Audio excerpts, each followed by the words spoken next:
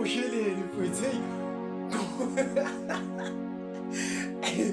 Ayijabule ndoda. Lalela mfethu, ngiyaphuma njengamanje-ke la. Ngiyaphuma. Kambe uthe mfethu angifike ngehle ngephi?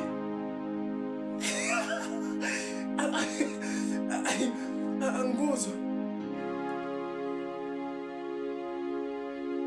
Hawu mfethu. Kanjani manje?